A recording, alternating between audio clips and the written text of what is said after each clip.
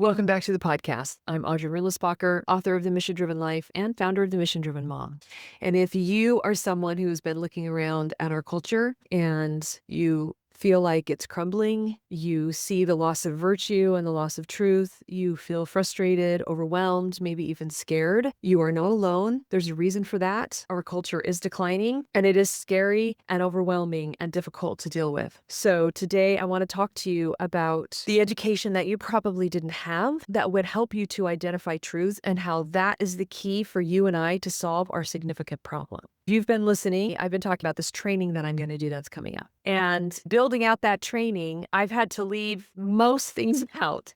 And originally, I had a story in there that I wanted to share with you, but it didn't make it into the final cut. And so I figured in today's podcast, I could share with you what didn't make it into the training. And by doing that, it'll better prepare you for that training. You'll have a better idea what you can expect, and you'll just have some background and some depth around the things that I'm going to share and a better understanding about why it matters so much. So some of you have probably heard the story that when I was a young mom, I had 3 kids in 6 years, and things were really, really rough. My husband had this pornography issue that he told me about before we got married, but it just got worse after we got married, and I was not dealing with it well. And of course, my pregnancies were really, really difficult. I was in bed throwing up, hospitalized, and then finances were rough because we were a one-income family and my husband was commission-based, and so I was constantly worried about money. Of course, our marriage was struggling through the financial problems and the parenting problems and the pornography problems, as you can imagine. And then on top of that, we had all these extended family issues that complicated everything. In fact, around this time, both of our parents were separated. Blaines were divorcing. I was kind of my mom's confidant, and it was really, really rough going. And I just got to this point where I had dedicated myself to my children for 6 or 7 years at this point, and I felt a little brain dead. I felt like I was getting lost in it all. I was starting to feel more and more depression, less and less motivation to do the things that I knew I needed to do to take better care of myself. And I felt like I just needed and wanted something for myself, but I didn't have any idea what that was. And in fact, I spent like a year looking for something that was for me, that was going to, not take over my life. I didn't want to go have a career, especially at this point when my children were young, but I needed something. So about this time, I was talking to my sister-in-law about all these issues. She turned me on to this little college, which unfortunately has since gone defunct. And she said something like, well, you can help build your own curriculum or whatever. And I was like, what are you talking about? That's weird. And so when I went to her house, she opened up the computer and she showed me their website. And that moment is just seared on my brain in her family room, looking at her computer that was sitting on a little desk in the family room. And the number one thing that struck me so hard was this school listed their curriculum on their website, and it said that they read Plato. And I didn't even know what to think. I remember yelling at, bursting out, they read Plato? What world? And then I realized that I had never read Plato. And then I realized that I had never thought about the fact that I had never read Plato. And then I thought, how did I make it through 15 years of formal education? If we had his writing still, why wasn't that part of the curriculum? Well, duh, he's like one of the smartest people that's ever lived. You would think that if you wanted to give people a decent education, you would have them read from the smartest people that ever lived, right? So I was just dumbfounded and so intrigued, so interested. And it took me quite a while to decide to sign up. And I'll talk to you more about in the training about why I ended up signing up and what it has to do with you and your family legacy. But I did end up signing up and taking classes. And I want to talk to you about something I've really never talked about in this much detail before for the next few minutes, because I think it's really important for me to give you context and a framework around what was happening at this school. So first of all, we read stuff like Plato. Okay, we read Aristotle. We read, all the people, Plutarch and Archimedes and Marcus Aurelius and Cicero, and some of whose names I'd heard, some of who I hadn't. I had to become acquainted with, people like Hobbes or the Scottish Enlightenment or the Age of Reason thinkers or, whatever, even people in the Renaissance. I only knew the artists at this point. So we're reading from the people who had the ideas first or who fleshed them out in ways that were super impactful for the culture. So that's radically different. No textbooks. Sometimes there's a compilation of readings, like short selections from individuals. Sometimes there's a really, really reputable, well-researched and original writings author to give us a summary of something, and then we would have selections of original writings to go along with that, like, for example, in American history. But the focus was to go to the source, to be at the original writing itself. And it was so hard, so incredible. It just made all the difference in the world to read from that person, their original idea, instead of leaning on other people who were going to tell me what that person thought of, whatever. And that's what a lot of our textbooks are like today, right? They're 4, 5, 6 layers away from the original writing. They read the commentary of someone's commentary, someone's commentary, someone's commentary, instead of just going to the source. Now, when I tried to read these, I didn't always get it the first time or the second time or even the third time through. And I didn't always have time to read them a lot of times through, but I would get a little, and that little bit would open up my mind. It would increase my confidence. It would like make new neurons firing, in my brain, and like help me to see things in brand new ways that I never saw them before. So I sign up and I'm just doing first this distance course, and it's just the readings, and I'm having a phenomenal time. In fact, it took me a year and a half to do my first distance course because I didn't have structure. I didn't have deadlines. I didn't have mentoring. I didn't have other students. I didn't have anything. I just kind of had a list of readings mostly. And eventually I ended up hiring a mentor to help me finish the course because it was like I was so stuck in the Federalist Papers. I just could not figure it out. Well, eventually there were distance courses, and I was able to go to a real classroom with students with a mentor. And I didn't know until that point, like the other aspects of what this education was like. And I'm going to talk to you in just a minute about its history and its rich context and why it matters so much. So we get into these classrooms, and instead of having a teacher, we have what they keep calling a mentor. And the mentor is way ahead of us, but they're also like a student with us.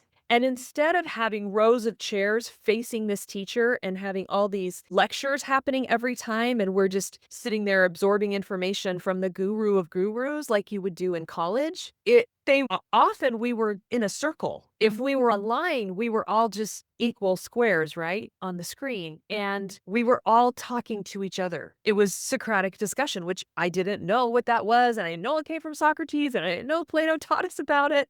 And I didn't know it meant learning through asking and answering deep, meaningful questions. And they're mentor-led because the mentor is way ahead, and they are sculpting it. They are using the thoughts and ideas of this really rich reading, and then the people that come with all of their background and their personal experience, and they're using all of that to sculpt this beautiful environment where we all learn from each other.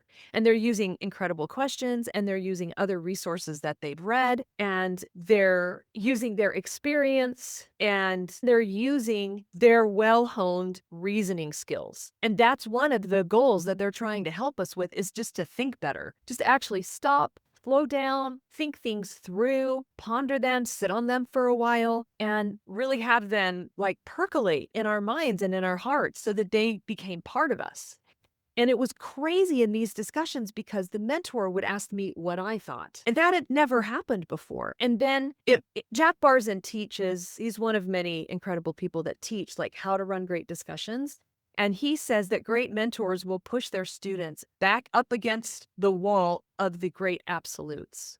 And so that's what the mentor is doing, is inviting conversation, helping us to be vulnerable, helping us to engage in a quality conversation with each other, but then pushing back against our assumptions and against those, like the answers that you just give off the cuff, or the answers the things you've been taught to think by your culture, and they make you question your assumptions and conclusions that you've drawn and beliefs that you have and ways of being that you've adopted, because you might not be in line with good logic. and you might be living out beliefs that aren't helpful to you, and you might be totally out of line with truth. And so, I came to understand over time as I eventually wrote courses for this school, and I'll talk about that in just a second. And I was taught to mentor, and I got lots and lots of practice there. And then, of course, for the last 20 years, I've gone on to practice that, lots and lots of places. And what I learned is that this Socratic discussion is so valuable because it teaches you to listen way better to other people, to be far more empathic to their thoughts and ideas because you're letting them talk through what's going on with them. It really helps you to hone your reasoning skills and to have to think through things. Your communication skills are really leveled up. Your diplomacy, you have to back off and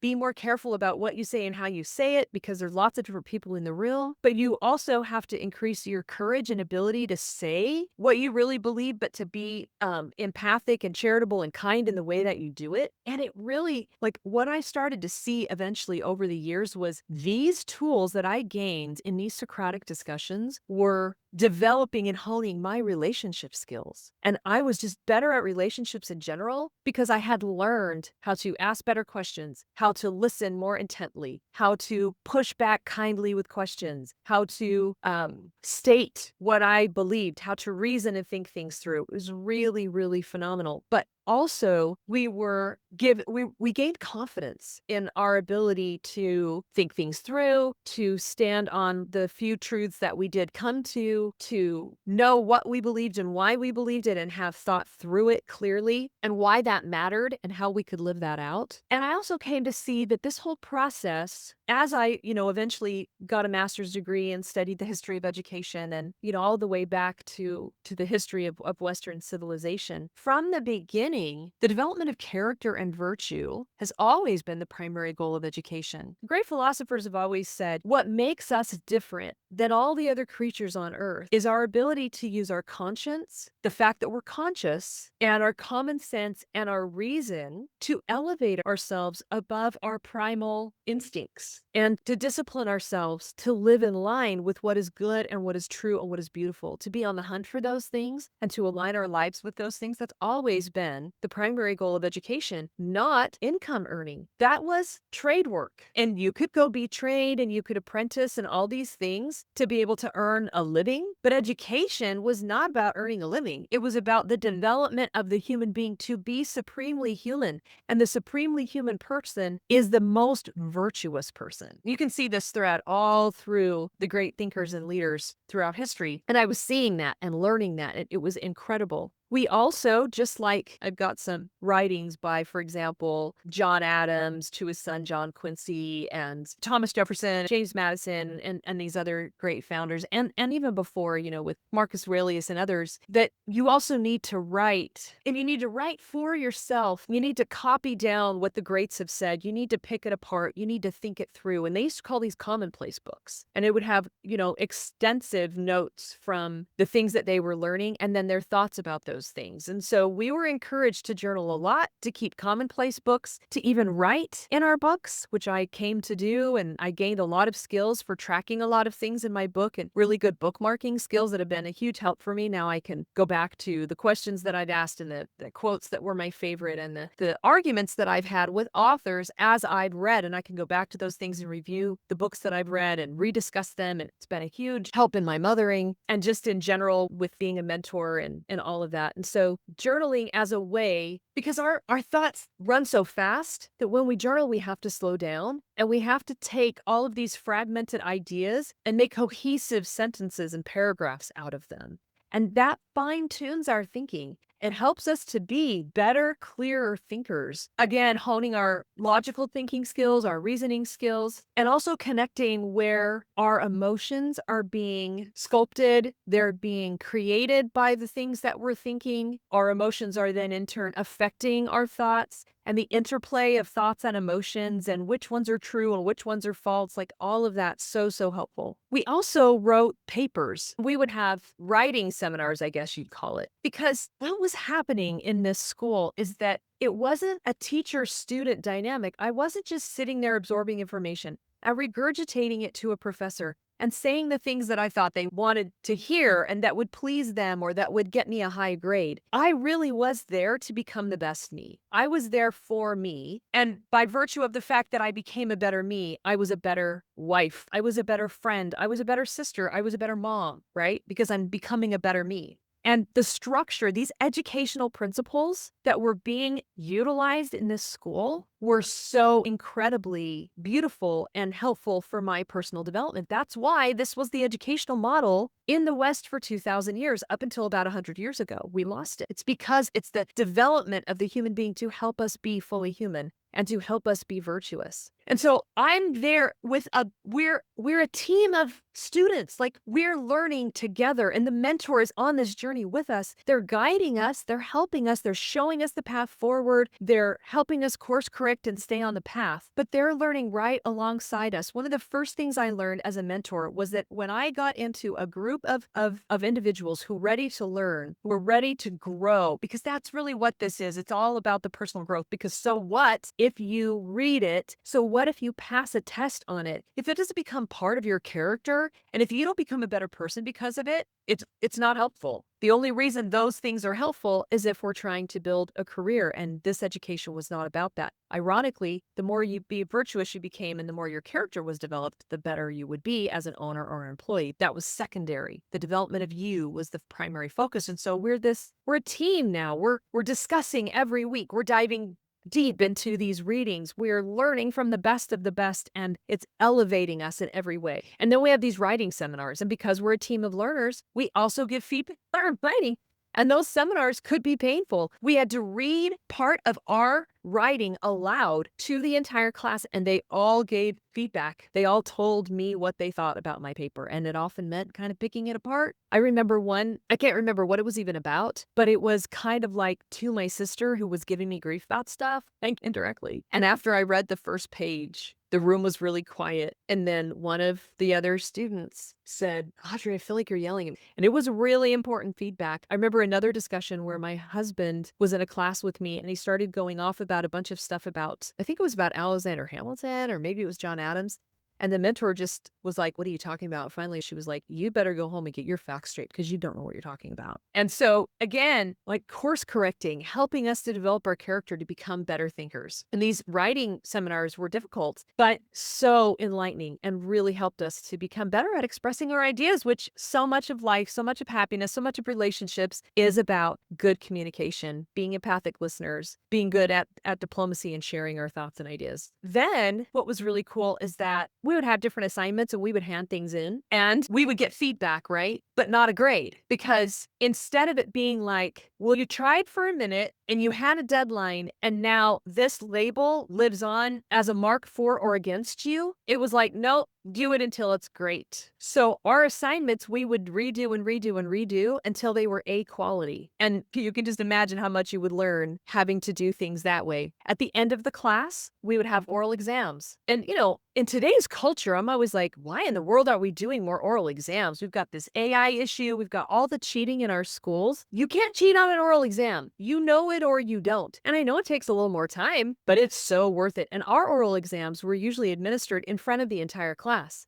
And so there would be a couple mentors, and sometimes we would test each other. And so we would bring quality questions from the semester's long learning or the course learning or whatever it was. And we would question each other, and we would learn so much in those oral exams from each other and from ourselves as we had to express what this had meant to us and how we had grown from what we had learned. So this classroom became a real place of incredible growth and personal development, and I forged relationships that have become lifelong because we were so changed by the experience that we were having. These beautiful educational principles had a profound impact on me and on my life. They have completely changed the trajectory of everything that I've done since. It has changed the way I manage my relationship with myself, my relationship with God, and all my other relationships. It helped me gain a lot of self-discovery that set me on a new trajectory and introduced me to things that have become my life's work that have been so transformational for me. I wanted to give you a quick example of one of the things that happened to me in this process. And then I'll talk to you a little bit before we finish up about why this matters so much for you and I and for our culture. So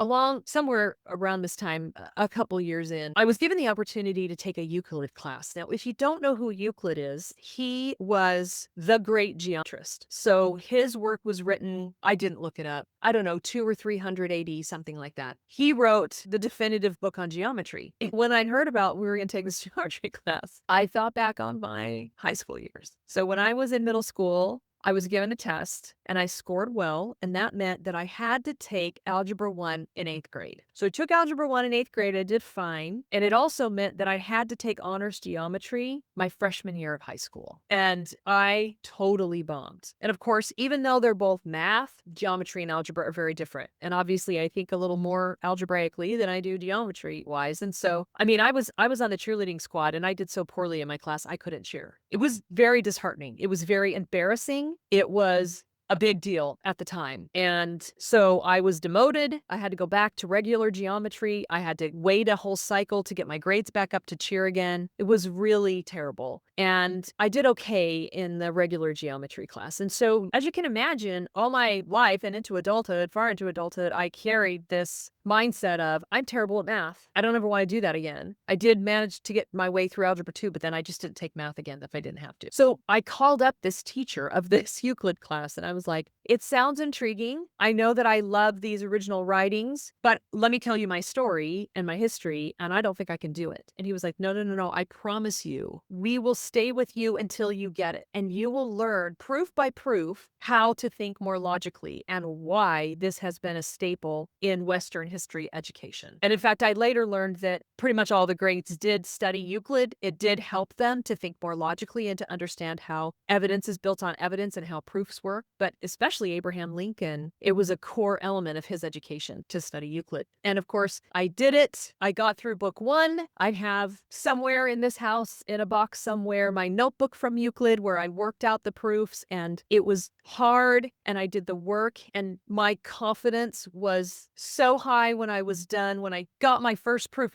it was a huge moment for me. And I realized I can do this. I can think more logically. I can figure these things out. And I went on to get a master's degree and to study the history of Western education, especially, and read the great writings from these individuals that talked about what education should be and should look like. Like I said, it was clear that character development, what is its purpose? And in terms of American education, of course, the Bible was at the heart. It was the core book that every child went through school with. And there's some other fundamental reasons for that, which I'm actually going to talk about at the training that we do. And they were to be guided by the truths and the principles that were in the Bible in all their lives, because up until the turn of the 20th century, the goal of education was still the development of character and virtue. And all through the 1800s, all the major universities in America had the same curriculum. In fact, I've got a book over here that actually outlines what the curriculum was for all 4 years for, I think it's got Harvard and Yale and a couple others on there, and it's virtually the same. And there was this common canon, up until 1900, Americans had all these shared ideas. They'd all read the Bible. They'd all studied Shakespeare. They'd all read some of these core classics. Men that went on, it was predominantly men, some women, but predominantly men that went on to these high universities and into leadership positions, had the same ideas about governmental principles and economic principles. And it was kind of the glue that held the country together. But then at Harvard, Charles Eliot became the president, and he decided that the students weren't satisfied with their education and he wanted to improve it and make them happy. And so he instituted an elective system that was in full swing by 1899. The other universities, especially the Ivy League, pushed back against him hardcore, and they told him not to do it. And he just did it anyway. And so once that was in play, then eventually the other colleges went along. And so we lost this liberal education. And with it, we lost the tradition and what was at the heart of it. And that was that our education is about our personal development, and only very secondarily as anything else, as socialization. And of course, having been a homeschooler on and off, I can tell you how many people came to me and were like, well, what are you going to do about their socialization? Because thanks to Dewey and others around, in the 40s, socialization came to be synonymous with modern education, that children need to be socialized. And that was just never the goal. So he puts this elective system into place. The other colleges adopt it. Pretty soon, you don't have the core canon of readings. They're not in these original works anymore. We lose it, lose it, lose it. And so by the 30s and 40s at the University of Chicago, you've got Robert Hutchins, who becomes this young university president. He brings over Mortimer Adler.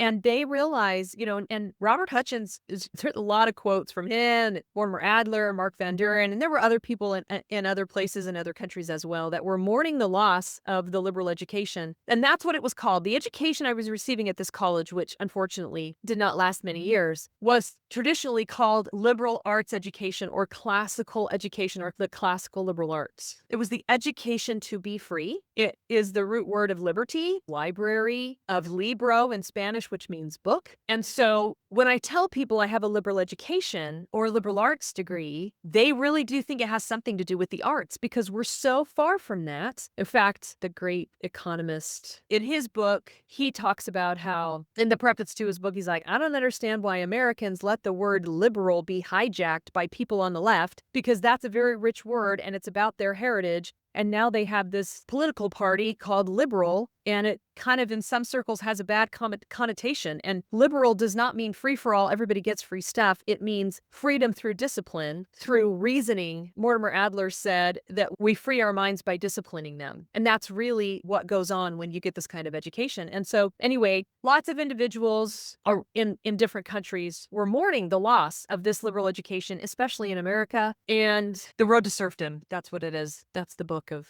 the economist whose name I can't remember right now. And part of that road to serfdom is the loss of this liberal education. In fact, I've got a couple. Robert Hutchins said this, and this is all happening in the 40s, and we'll talk a little bit more about this in the training, but this is like all the rich context and backstory that I just don't have time to get into in an hour and a half with you. In the training, Robert Hutchins said, we have come to the point where the pursuit of truth for its own sake is actually regarded as dangerous.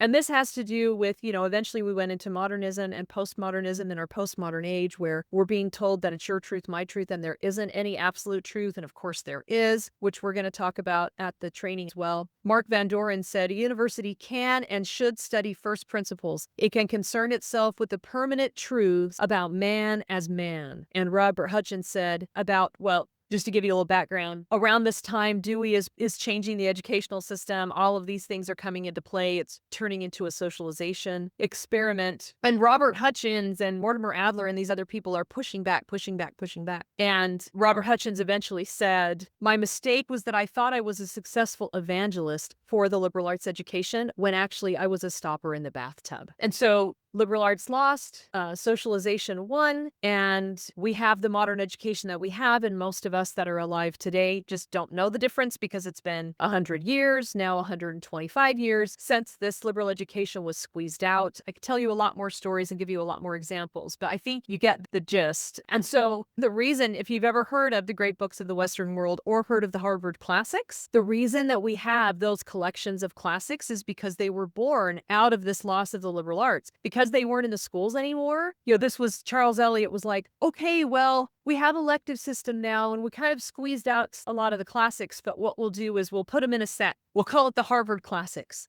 And we'll create this book set. And so it was in libraries, it was sold. Hutchins and Adler and others put together the Great Books of the Western World, which was printed by Encyclopedia Britannica and peddled door to door in the 50s and the 60s. Started up great books classes because they were just trying to do everything they could to hang on to this education. Now, the reason all of this matters, and I'm sure you've drawn some of your own conclusions about why I'm talking about this in depth and why these rich educational principles matter so much. It's because you and I were robbed of the education that would have taught us better to think logically, to reason, to identify the good, the true, and the beautiful. And our culture would be more grounded on what's true and good and beautiful. But there's two things that this school didn't do well. I have a very superficial understanding of what goes on at most of the liberal arts colleges. The only place you can get this education anymore, really, University of Dallas has a pretty good program. There are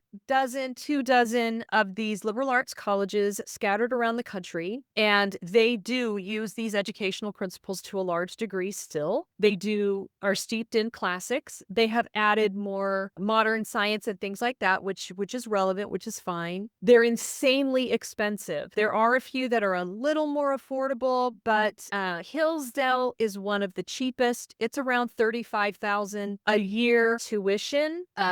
It's the cheapest I've been able to find. It's the one I'm most acquainted with. I visited there on a couple occasions and met the president and toured the classes and attended classes there, and done some of their online classes. And so I know the most about them. They're one of the best. They go all the way up to 80, 90, 100,000 a year just for tuition, not for living as well. So this is still available in a few places. It's insanely expensive. I think that these schools do one of the aspects my little college didn't do well, but I have not seen them do the other. So as we wind down here, let me just give you a little more context and a better understanding of some of the things we're going to talk about in the training. The first thing that my college didn't do great, and I don't know how well these modern universities do it, is when I was about a year into my studies, I went to a little conference. I mean, it was tiny because it was a tiny little college. And the president of the college was there talking, and he was an amazing guy. He was talking all about, he kept calling them scholar skills or like study skills. And he kept saying, you're only going to be able to get this incredible education if you have the scholar skills. And although they had really great Socratic discussions, really great writing seminars, and they told us to keep a commonplace journal, I wasn't sure what he was talking about. And so I raised my hand and I was like, where are these wonderful scholar skills? How can I get them? I'm ready to go. I want to be the best student I can be.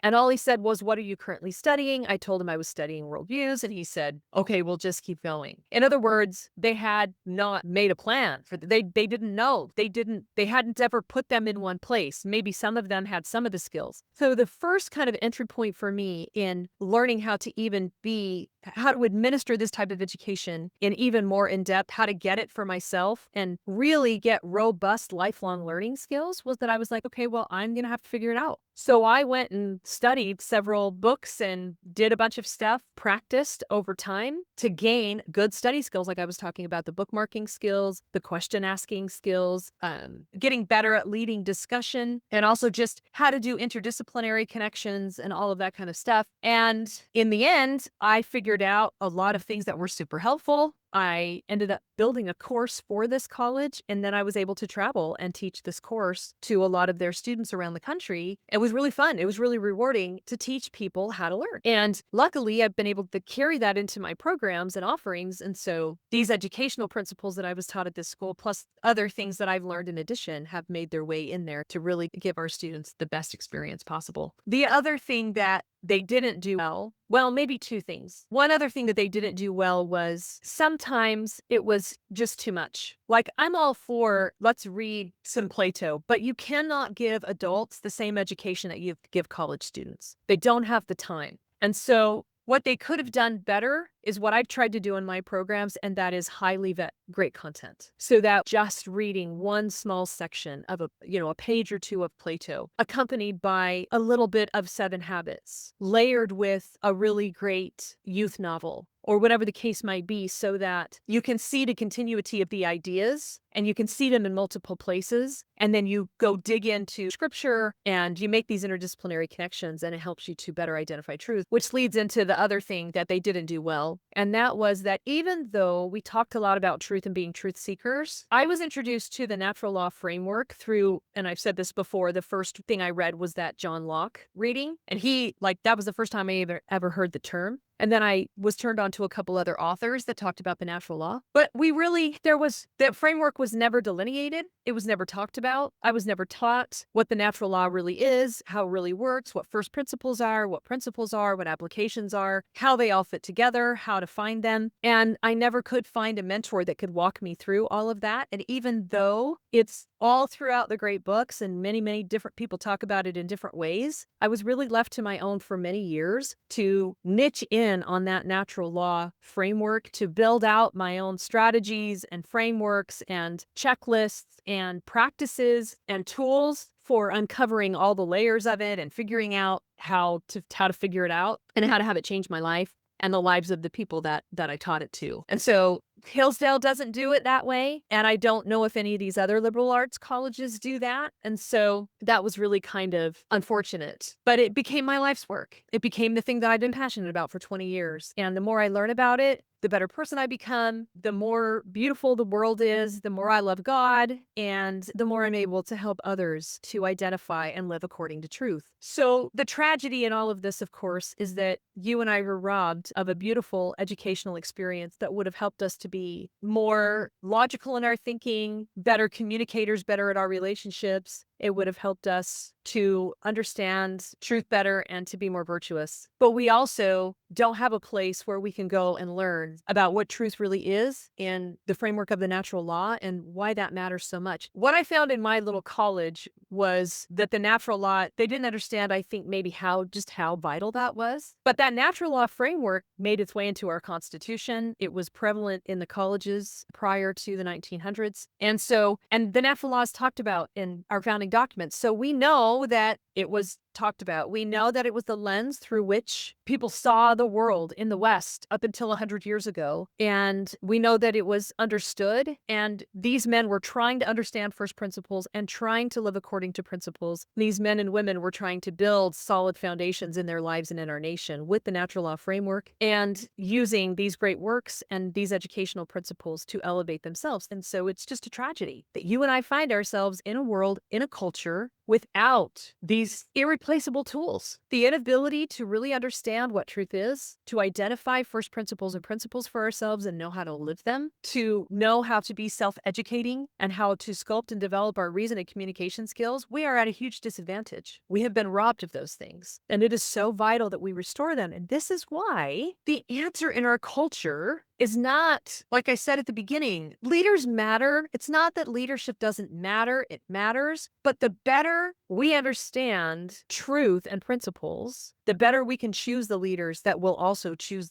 that for us. But the real answer is for moms to lift themselves, which will lift their family and they will lift the culture. If we own it for ourselves, if we get serious about learning how to place our lives and our families on a solid foundation of true principles, everything else will be better. And our culture will have a shift because we're raising the next generation. So if we raise them with better principles, our world will be a better place. And this is exactly what I'm passionate about restoring. This is exactly what I care the very most about. Everything that I have done and everything that I do and everything that I will do is about lifting you so you can lift your family and so we can all together lift our culture. And we're going to go into all of these ideas in more depth in this training. And I'm going to give you some frameworks and tools that are going to really help you to engage and let the truth make you free, which is what we all want, to know how to develop individually, to find balance between our own needs and those of our families, to solve our significant problems, to begin to reach our potential, to become all that we can become while still building the most principled, beautiful family culture we can possibly build. We're going to talk about that at the training. The link is in the description, and I'll see you there.